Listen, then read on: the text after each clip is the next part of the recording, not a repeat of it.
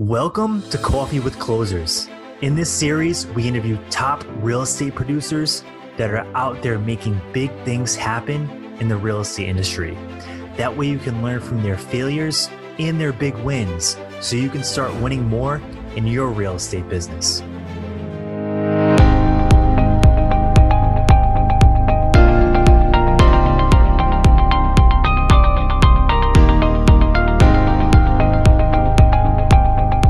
Welcome back to Coffee with Closers. Today I'm here with a special guest, Roger Duque with the Alba Group at Remax Innovation, and we have a lot of good content to share with you today. Roger has been an agent for how long? Going on 8 years. 8 years. 8 years. A lot of experience and knowledge here. He's managing a team now with Sam Alba, and he's got a lot to share. So Roger, thanks for coming on. I appreciate it. And just tell us a little bit about what led you to real estate. First of all, thank you for having me, Chris. Absolutely. What led me to real estate, honestly, was what I assumed was freedom, right? Yes. Making your own hours and all that good stuff. But it's a big reality check when you start getting busy and start working with clients. You realize that you're actually working on your client's time and not really your own.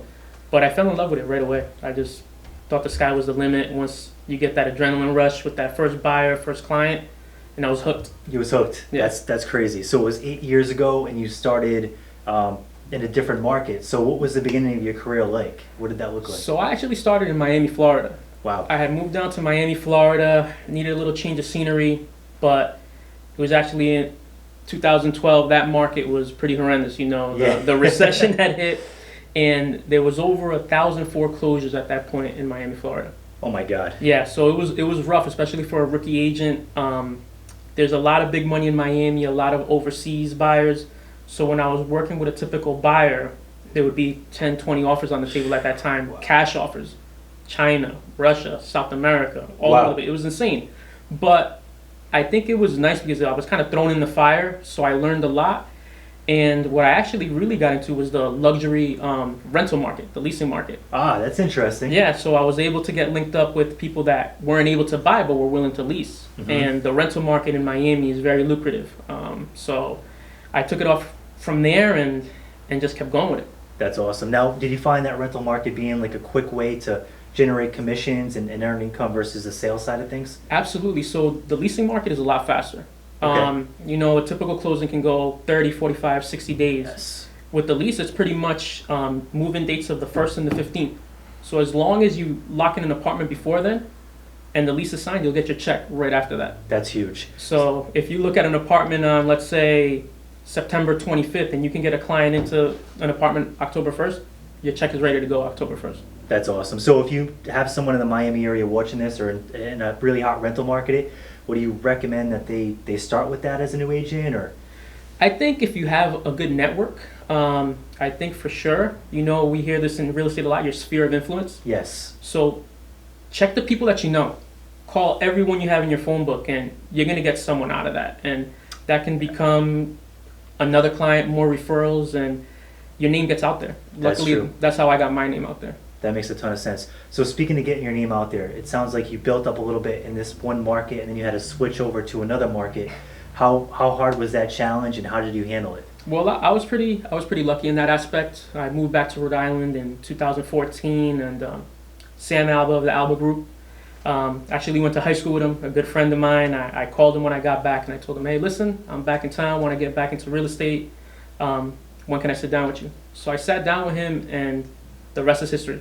Signed up with the Alba Group, and Sam was awesome with me. He taught me a lot and I was able to get it going. Luckily, I had some knowledge from the real estate in Miami. It was pretty similar. Obviously, the price point was different. Yeah. But other than that, real estate is real estate.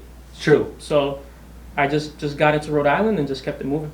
Kept it going. So that's a good point. So sounds like you joined a team with Sam. What do you think about joining a team? Do you think it's a good thing, a bad thing? What do you recommend to agents out there? So I guess it's a preference thing, right? Okay. I think teams, for me, I think they're great. Especially if you're just starting off, you have a ton of support. Yes. You have someone that's always there, just a phone call away. Sam was like that with me. If I ever needed something, I would call him. As an individual agent, it's kind of tough. If you're at an office where you have a broker that's unreachable or people that can't help you out, you kind of got to learn on your own. It's tough. It is. So I was lucky enough to have a bunch of experienced realtors on a team that I knew I could reach out to any of them and they would help me out. So as a rookie or even an agent in general, the support is always going to be there. But if you feel like you're more of an independent person and you can do it on your own, go for it. You can try it either way. There's no right or wrong answer. If you want to try a team, try it out. If it doesn't work, go individual or vice versa. That makes tons of sense. So someone that's been on a team that has had a lot of success with teams, what questions would you ask if you were going to go, if someone's out there and they're like, hey, I do want to join a team. I think this is right, but how do I pick the right team? What things would you ask? Good questions before you commit to being on a team. Oh, definitely. I think education and training is the biggest thing. That's huge.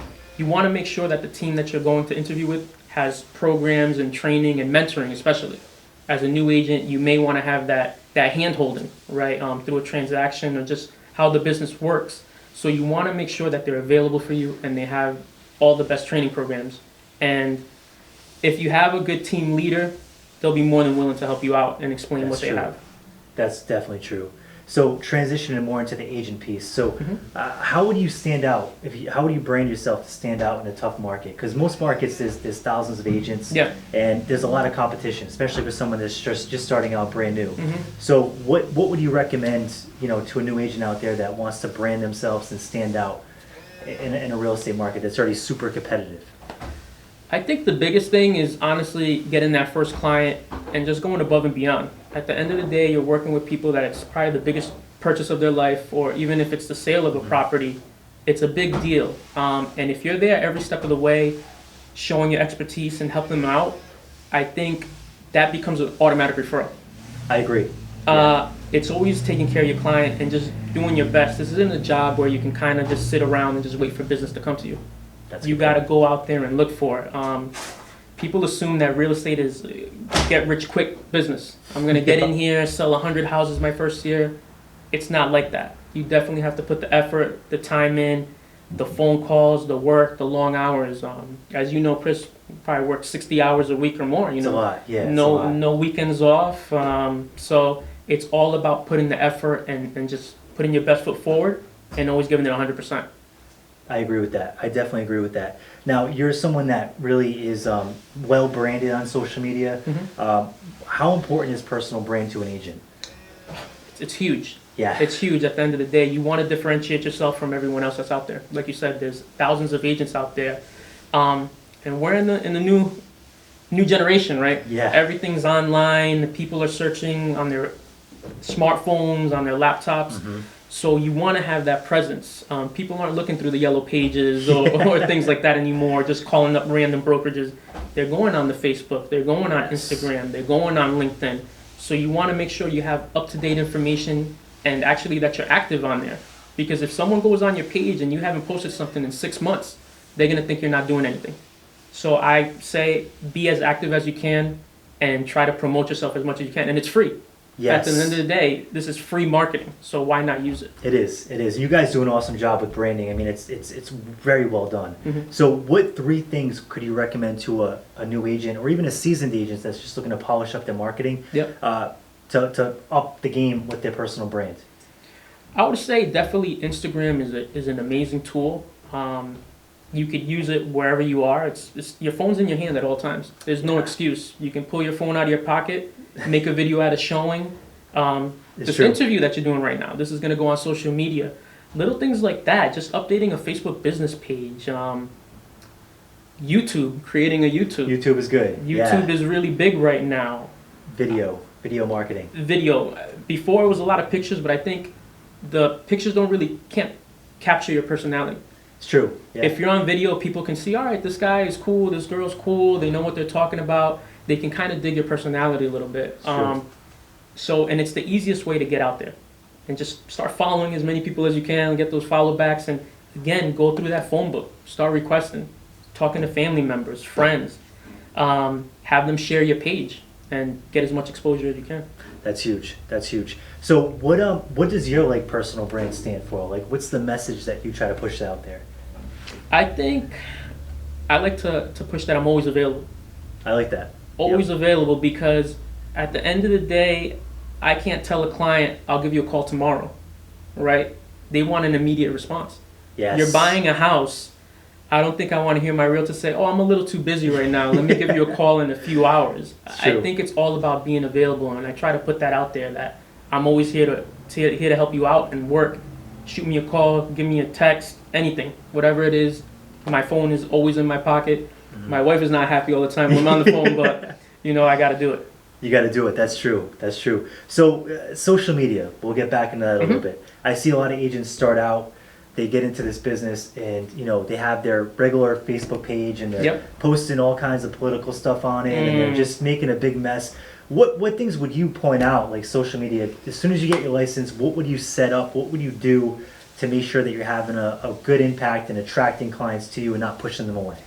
I think the first thing you should do is try to keep your personal issues out of social media, whether it's religion, politics, and things of that nature, because at the end of the day, everyone's watching. When you're on social media, people are watching, and if you post the wrong thing, one person might get offended, another person might think it's okay. It's true. But at the end of the day, try to keep it as neutral as possible. And we're talking about real estate, stick to real estate. I post some personal things there, family stuff and things like that, because people want to get to know you. Of course, yeah. But for the most part, I think you have kind of lines you got to draw when you're posting on social media. At the end of the day, we are professionals. We have to act like professionals. Yes. And everyone is watching, and you just want to make the best impression as possible. That makes a ton of sense. So to segue into this now, I know this is a big deal for you. This guy, he's one of the most well-dressed real estate agents that I know. His entire team, they dress up very sharp. They probably have a very big budget on clothing, so it's a good thing. So how important is it to kind of dress for success and show up to things dressed appropriately? Like, what's your take on that?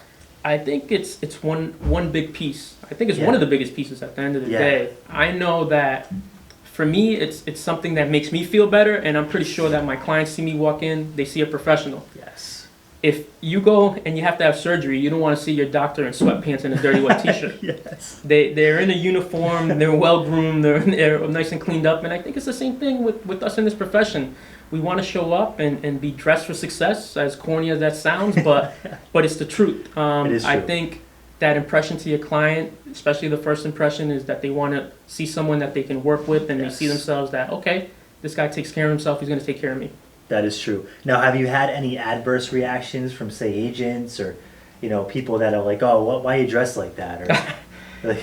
I get little comments that I'm a little too fancy, but I'll take it as a compliment, I guess. I like dressing nice. I like, being well groomed, getting my hair cuts and things like that. It's just a personal thing, and I think we should all strive to be the best for ourselves.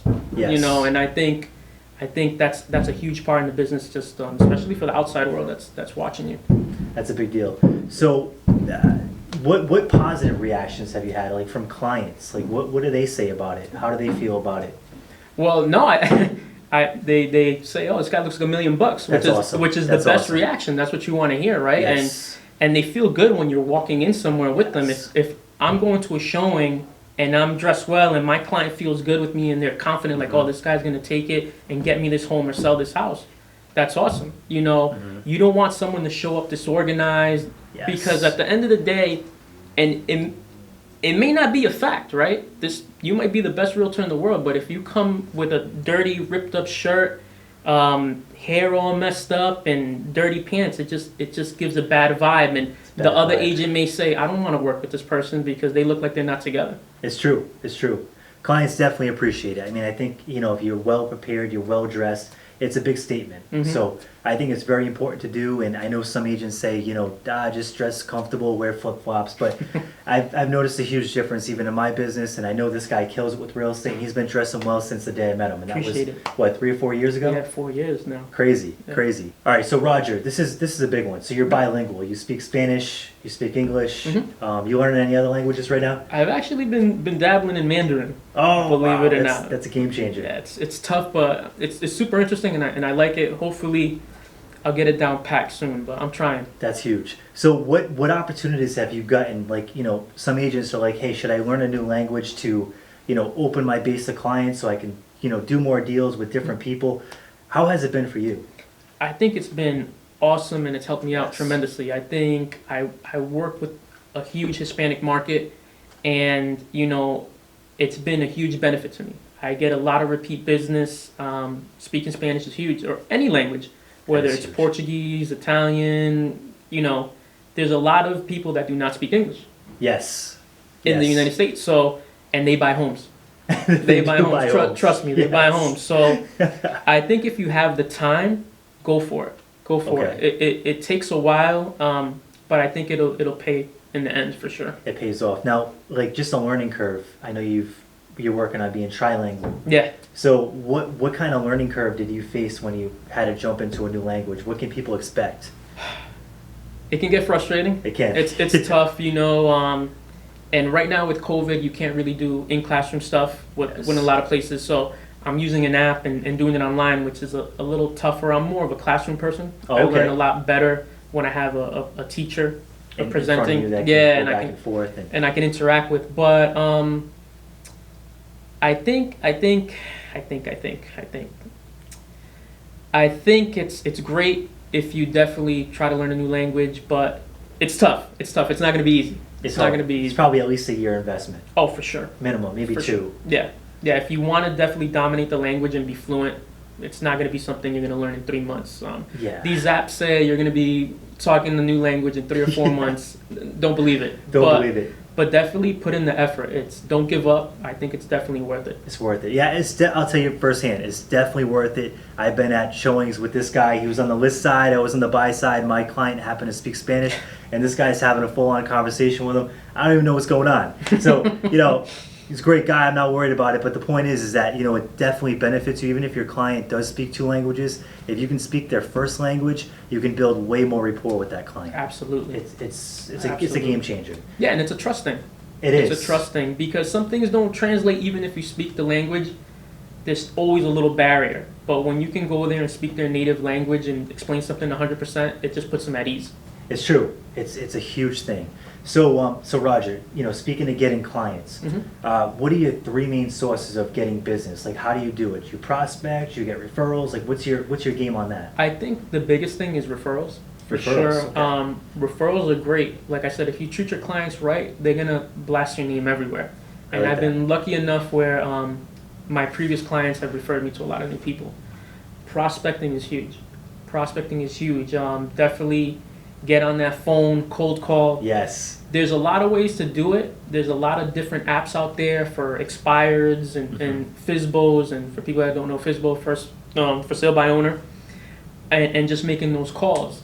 I know you're going to get hung up on a lot of times. They're probably going to swear at you, but if you convert one, it's worth it. It And is. then the third one, I would say, the online, there's the Zillows, and definitely partnerships with lenders. Doing Yes. partnerships with lenders, it's great to team up with your preferred lender, whether it's a Zillow program or any type of lead generation program, for sure. Okay, all right, that makes sense. And now, buying leads is awesome, expireds for sale by owners, but I think a big piece that so many people overlook, and I'm guilty myself, I've overlooked it. I think you do a really good job with it as well. How can someone, what specific steps can somebody do to get more referral business out of their clients that are already happy with them?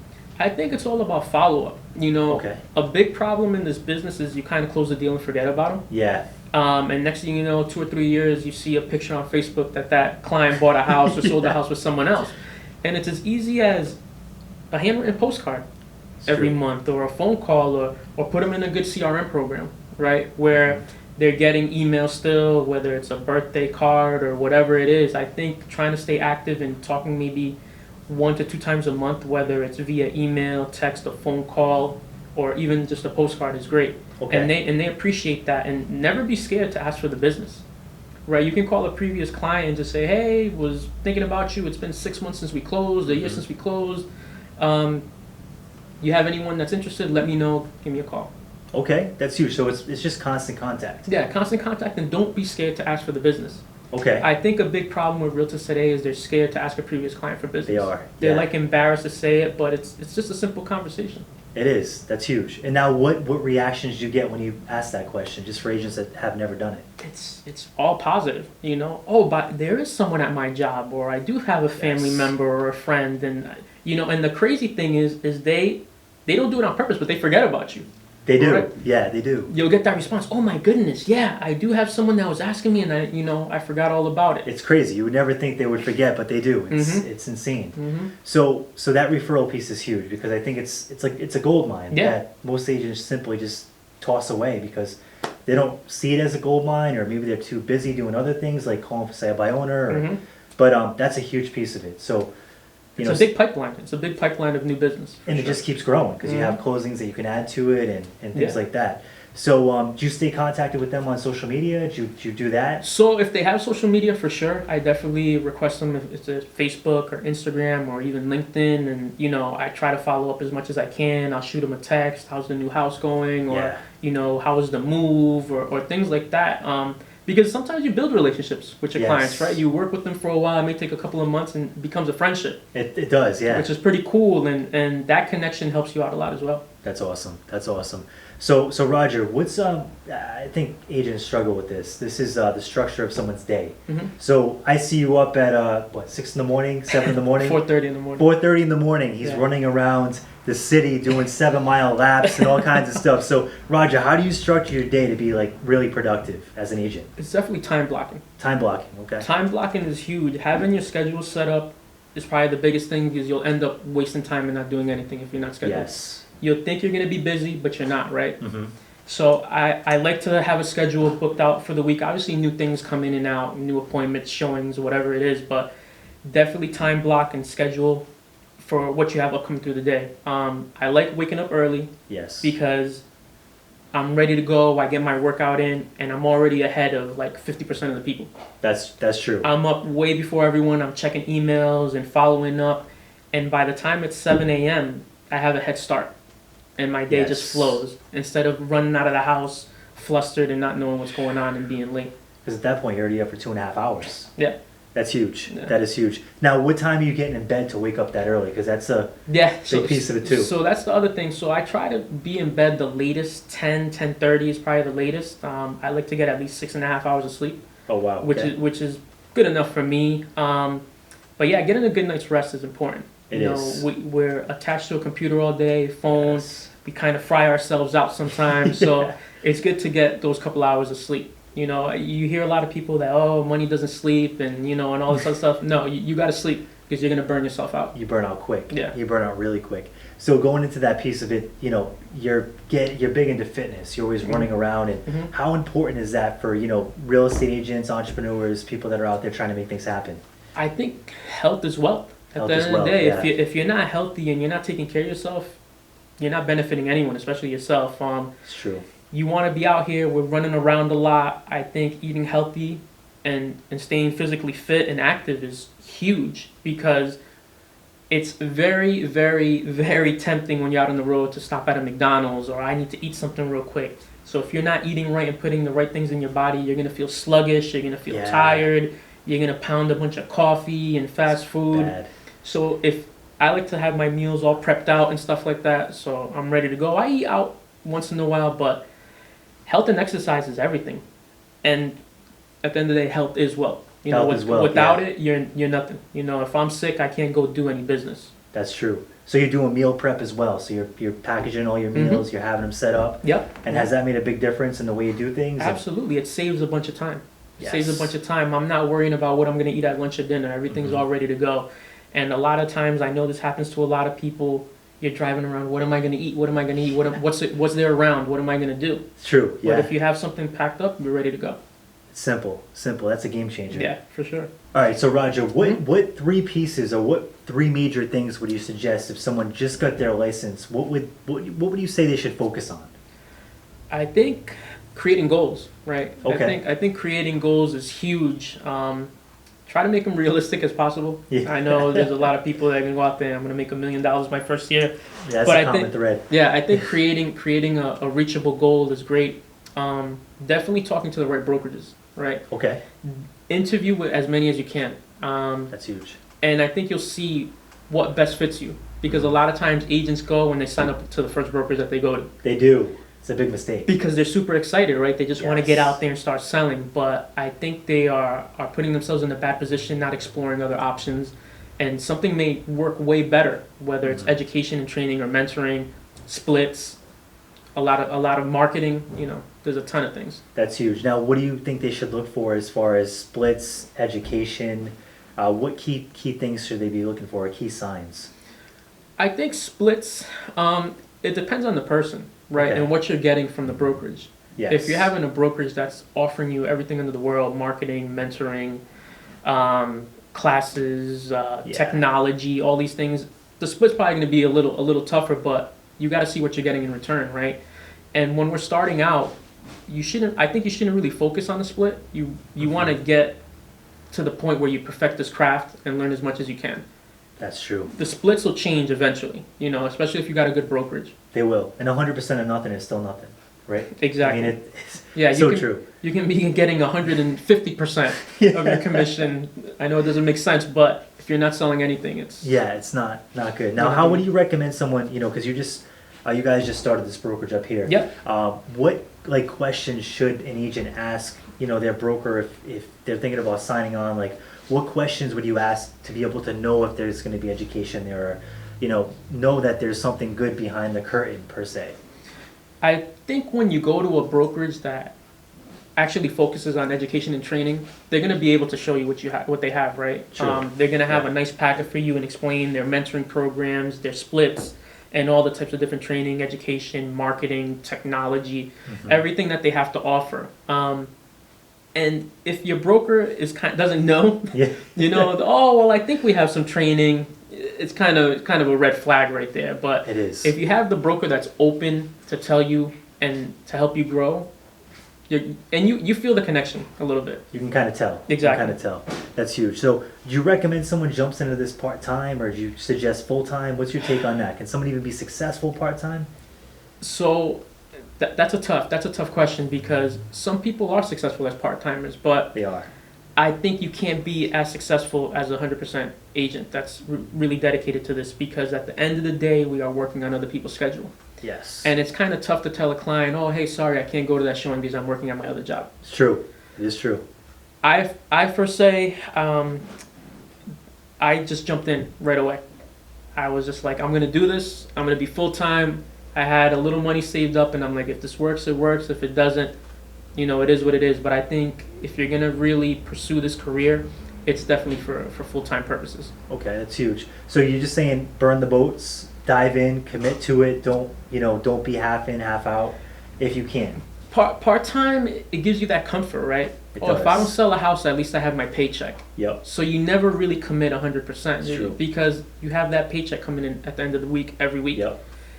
But as a full-time agent, if you're not out there grinding and hustling, you're not getting paid.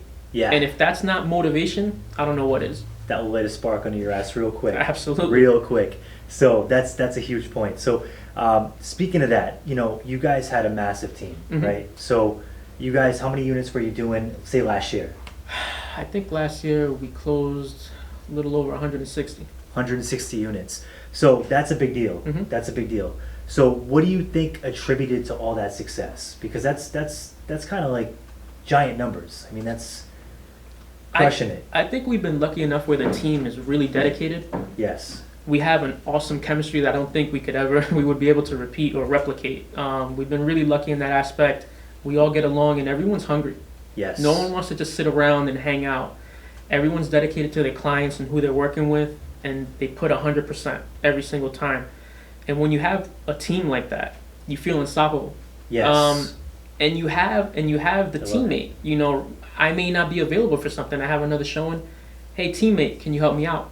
Absolutely. That's huge. So it helps out. It's a huge benefit for all of us because we're always there for each other, and teamwork makes the dream work. It does. It does. So that's one thing that's really missing in some teams, and some teams really have it. So you guys do have a great culture. You have a great team culture. You guys are all well bonded. Yeah. How does someone replicate that? Which I know it's never going to be the same thing as your team, but if you have a team leader out there that's listening, what would you say they should do to build, a good culture where everybody's connected and really grinding? I know one of the biggest thing is definitely getting along. Okay. It doesn't have to be a super huge top producer on your team because they may not fit in. Yes. And one bad egg can ruin everything. So if you got people that, you sit down with and you have a connection with, and even if they're a new agent, you kind of see it, right? Mhm. You can see like, oh, this person has a drive. They're going to be great. Give them a chance. And that agent might be the next superstar in real estate. That's huge. And that's what we try to do. We don't try to say, oh, they're new. We don't want to talk to them. We just want to work with amazing agents that are doing 10 million plus a year. No, you got to give everyone an opportunity because the next huge agent may just come out of the real estate class and just graduated. And you never know until you give that person a shot. Absolutely. That is huge. That is huge. So, what challenges, have you guys faced with having such a, successful team? Like, what road bumps can a team leader expect to run into when they're growing to such numbers? I guess the biggest thing is catering to everyone. Okay. We have a lot of different needs. Some person may need more marketing. Some person may need, more support on the technology aspect and, education or training. So it's tough, especially when you have a team. We're up to 16 agents right now. Oh wow! So it's a lot of people. Big team. It's a lot of people, but we're lucky enough where everyone manages, and we try to be as available as possible. If someone needs help, I know I'm there. If not, it's Sam. If it's not Sam, it's his wife Danielle. There's always someone that's willing to step up and help someone out.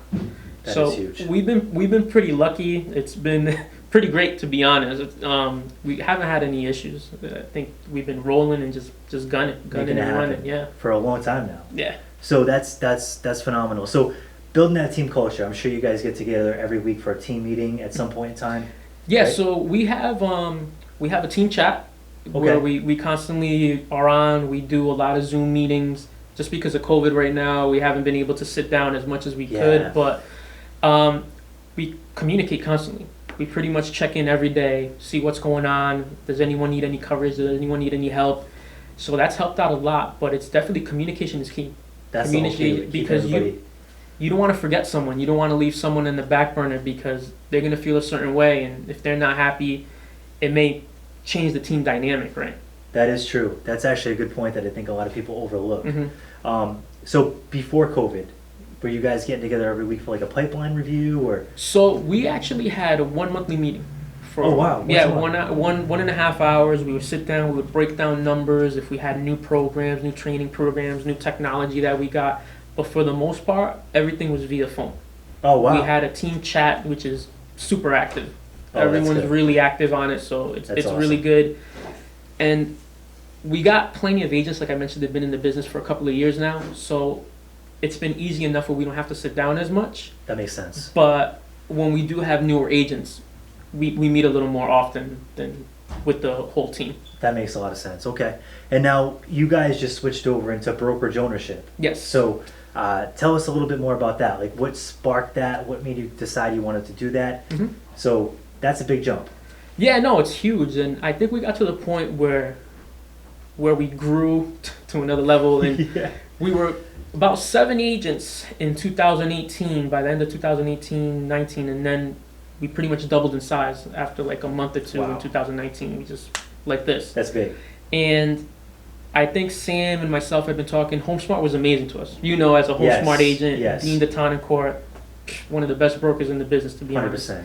honest. But we got to the point where we wanted to spread our wings. We felt we made it to the point where we want to go try this on our own and see what we can do. And RE/MAX came along and offered us some amazing things and a lot of support. And we felt, hey, I think it's time to get out there. And now RE/MAX Innovations is here. That's awesome. So one key thing you said here is you went from 7 or 8 to 16. So how did that happen? Was that recruiting? Was that just attraction? What did that look like? We had a lot of people calling us. That's huge. That wanted to join the team. And it was awesome to feel like, wow, people are seeing us, that we're doing things out here, we're out in the industry, and they wanted to join. So it was very organic. It was kind of like just a phone call, like, hey, let's sit down, have a coffee, and people were just interested to join. That's huge, because I know a lot of team leaders and brokers are really out there chasing agents. Yeah. So the fact that you're not doing that and they're coming to you is a big deal. Absolutely. I think it says huge. something. It says that we're doing something right. It does. It does speak volumes. Back to the new agent thing. Mm-hmm. So how much money should someone save before they get into this business? Well, as you know, the license itself, joining a board, taking the classes, paying for the exams, you're probably like $1,500 in just to do that, and you haven't even made $1. It's true. So, and then you got to think of buying signs, business cards. Yes. So I guess it depends what situation you're in, right? That's true. If you're a young person still living at home, you got a little more cushion, you got a little more time, you don't really have to worry about, you don't have to save that much. But if you're someone on your own and you have a mortgage or a lease agreement and you're paying something, I think it just depends. I had probably a year's worth of a salary to kind of like float me, and I'm like, all right, that's good. I'm gonna do this, That's and huge. if I make it happen, I'm gonna make it happen. If not, I gotta go It is what it get a is. 9 to 5 somewhere and work in a cubicle. That's a sad thing, man. It's a very sad thing. Yeah. So with that being said, what are some of the pros and cons of being a real estate agent? I think the pros is obviously the income. The income is huge. The It income, can be, anyway. yeah, exactly. It's sky's the limit. Yes. It's how much work you can put in. The relationships, the networking, the partnerships you make. You meet amazing people. But it's definitely what you do with it, right? If you put the effort in, you can be amazing. I think the cons, probably the biggest one is just it's time consuming. Very. It's very time consuming. It can be stressful. You know, if you're buying a home with a first time home buyer and the deal may fall apart, it's tough. That's real tough. You have someone that lost the house that they loved, or there's situations where, you know, things just don't work out. But yeah, I've been married for 4 years, That's awesome. but I'm working 60 hours a week. So you have to definitely have an understanding partner Yes. in this, because we're out right now. It's going to be 9 o'clock. Mm-hmm. And I was about to write up some offers and still working here at the office. So I say that's probably one of the biggest cons, is just it's very time consuming.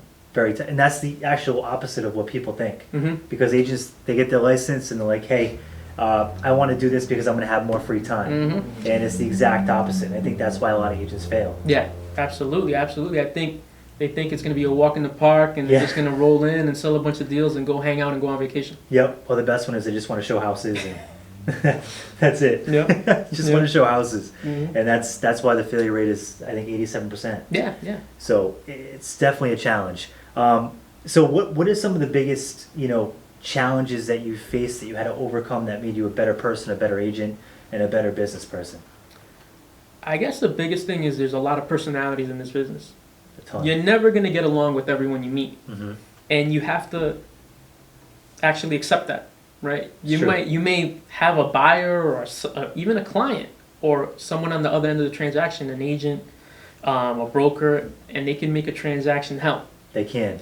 And I think one of the biggest things is kind of just letting that go. Yes. You know, don't be angry. It's not going to get you anywhere. It's true. It's not going to get you anywhere. You're going to take that home. You're going to be stressed out. I think we all have the same common goal, and it's to get to the closing table. Yes. So let's work together and get it done. There's no need to get upset and and make the transaction tougher than what it should be. It's true. I agree with that 1,000%. But I think that was the biggest thing. You take things personal in the beginning, right? You do. As a new agent or someone that hasn't really dealt with this, you're like, wow, did this agent just hang up on me? or whatever it is. Yeah. But after that, you kind of just brush it off your shoulder like whatever. and keep it moving. Yeah, that's huge. So one last piece I want to cover with you, because I know you guys are really into this, and it's something that not every agent is into or even knows about. How important is it to become, a real estate agent and also a real estate investor? Yeah, for sure. That's a big piece. And why is that important? You got to practice what you preach. Yes. I can't go sell a bunch of houses and rent a studio apartment in a basement or something like that, right? Yes. At the end of the day, real estate is one of the biggest things that can provide wealth. Yes. And if you're gonna be a realtor, you should own something. You should. And as an investor, it's huge. If you're telling someone to buy a multi because it's income producing, I hope you own a couple of multis, or at least I agree. own a multi. Yes. Because at the end of the day, real estate's where it's at. It is. Someone's always going to need somewhere to live. I agree It 1,000%. doesn't matter what market it is, a great market, a horrible market, people are going to need a house to live in. Yes. And typically the rents tend to just rise up and rise up. So Yeah. it's a big deal. Now, what's your strategy? Are you doing flips? Are you doing buy and holds? What's your story? So right now it's buy and hold. That's good. Just have the income revenue, make money while you sleep. Yes. You know, just passive collect the money while you're sleeping, and it's great. You know, you buy this multifamily, get some tenants in there. Now, this isn't always a cakewalk because sometimes you get Right. horrible tenants and You can't. have some issues, and you have to evict. But I think it's the best way to get some wealth. You buy a couple of multis, and next thing you know, you have 5, 6, 7, 8, 9, 10, and sky's the limit. Sky is the limit. Sky's the limit. You just keep buying, keep holding. Flipping is definitely something I'm interested in. Yes. I think it's a great way to make some money and fast if you do it right. If you do it the right way. If you do it the right way, if you got the timeline and if you have the plan and a great contractor, it's an awesome opportunity to make some money. That is huge. So you know, one of the biggest excuses that I see agents making is, I don't want to deal with tenants. I don't want to deal with toilets. I already deal with my clients. It's too much. What's your take on that? I think it's a bunch of BS. I agree. I think it's a bunch of BS. There's property management companies out there. Yes. The Alba Group actually has a property management company. That's awesome. So I think it's easy enough. You don't have to be over there changing a light bulb or doing anything. There's plenty of people that'll do it for you for a small fee. And these things are making money. Invest a little money and you have someone take care of all of them. That's easy huge. enough. And then just wait for the checks to come in on the first. That is awesome. Especially, you know, being in this kind of business. You know, we have really big months. We have small months. Some Yep. months, you know, if it's really bad, you might not even get a commission. Mm-hmm. So imagine having something in the background that just kept making you money over and over and over again. Absolutely. And just appreciating over time. And you get pay down. You get a Mhm. lot of different things. So Yeah. what's your big goal with rental property? You know, ideally, I would like to get to 10. That's I would good. like. My wife is actually right now in the process of buying her first multi. That's awesome. So she wants to get her own little portfolio going, which is super exciting. I love to see it. That's great. But yeah, I think 10 would be amazing. 10 would That's awesome. set you up, right? It Where would. if I get 10, three families, that's 30 units, 30 right? units. That's more than enough. I can sit back and relax a little bit. It's a good thing. Yeah. It is a good thing. So what do you think cash flow wise? Just to give someone an idea, like say they're an agent, like, oh, I never thought about this. Mhm. This is a good idea. Say you had 10 units. Yep. What are you projecting, you know, if you have notes on those, what is your goal cash flow wise per month? I think the magic number is between $300 to $400 per unit that you want to make in profit. Yes, okay. So if you're making $1,000 per property, there you go. You have $10,000 a month 10,000 profit. a month, and then you're getting pay down. Appreciation if the market's going up. Yeah, exactly. There's a lot of good things there. Yeah, for sure. So last thing on this part of it, what's your take on the agents that, you know, they're really good at real estate, Mhm. they might even know a lot about multifamily housing, Mhm. but when they get their commission checks, they take it and they put it in the stock market. What's your take on that? Do you have an opinion on it, or Well, versus buying more real estate or even buying their first property? I personally don't mess with the stock market. Yeah. It's always been real estate for me. Even as a kid, as funny as this may sound, my mother was always talking about owning property is the best way to Yes. go. She came to this country and the first thing she did was work her butt off and bought a 4-unit. That's awesome. And That's awesome. she just kept doing it, and she's always practiced what she preached. You know, buy real estate. It's never going anywhere. Yes. You know, markets may tank in real estate, but you know what? You have that there. You have that there, and you could sell it. You can hold it. You can do a ton of things with it. Stock market, I don't know. I'm a little nervous about it, but I get it. But there's people that do great with the stock market. True. There's people that know how to invest, that know how to do it well. So I can't knock it either. But for me, it's definitely real estate. Definitely real estate. I agree. I agree totally. So, talk to us a little bit about the property management. So it sounds like you branched in and started another business Yes. called the Alba Group Property Management. Yes. So tell us about that. What made you decide to do that, and is it a good business even to start? I think it's a great business. We have a ton of members on the team that own multifamily investment Multis. properties, and we've dealt with it, right? We've That's dealt with awesome. tenants, and we have people calling us, and then we were like, we can do this. Yeah, Let's do this. We have a ton of units between all of us. Let's create a property management company. that's awesome. And it's been a huge benefit, especially we work with a lot of clients that buy multis. Yes. you And do. if you can take that headache away from them, we're fine. We'll take it. We'll do it. We do this every day. So I thought it Yes. was an amazing idea and a great venture for us. That's awesome. Now you guys run those businesses separately on paper, more or Yes. less? Yeah. Yeah. That makes sense. That makes a ton of sense. Now, one thing I like about the property management business is it seems like it's more consistent cash flow. You get accounts, you get 10% of the gross rents, and it just keeps rolling in. Absolutely. Is that kind of how you've Yeah, found it? the more units you have, actually, the more lucrative and the more money you make, for The sure. better. Yeah. The better. So, all right, that makes a lot of sense. Now, you guys obviously represent a lot of multifamily investors and buyers. If someone wants to dive into that and kind of be like, hey, I want to represent investors, what do those clients look for, and how can you actually get those clients? They look for knowledge and Okay. just the grind. You know, The grind, yes. these guys are looking for deals all the time, and if you have some way to find these deals, you're gonna become their number one go-to guy. Their go-to guy. And I've been lucky where the investors that I work with, you got to be an asset. You know, they can list the house with anyone, They can. and it's easy enough. But if I can come and find them deals and properties that are not on the market that they can get, they're gonna keep using me for sure. They will. That's a game changer. So Roger, before we wrap this up, Yep. do you have any last things you want to add, or any pieces of advice for agents out there that might be trying to grow their business? You guys have a lot going on here, Yep. so I'm sure any advice that you can give would be huge. The number one thing is don't get discouraged. This isn't an easy business. You get into it and you struggle. I didn't sell my first house. It took me like 7 months. That's a long time. 7 months, and I remember my wife was like, "Hey, how much longer are you gonna do this?" I was like, "Well, let me try it out." Just don't give up. Don't give up. It's not easy. Go out there, and the sphere of influence. That's huge. You okay. hear that all the time. You hear it in real estate school, and you're like, whatever. But Yeah. your phone book, there's a lot of money in that phone book. Trust me. Reach out to as many people as you can, because without your clients or without your name being out there, you're not going to do anything. That's a good point. That is a good point. All right, Roger. Well, hey, thanks for coming on today. I really appreciate it. If you have any questions for this guy, definitely drop them in the comments below. He'll try his best to get on and answer a couple of them. And thanks so much for watching. You have a great night. Thanks, man. Appreciate it. Thanks a lot, Chris. Of Appreciate it. course.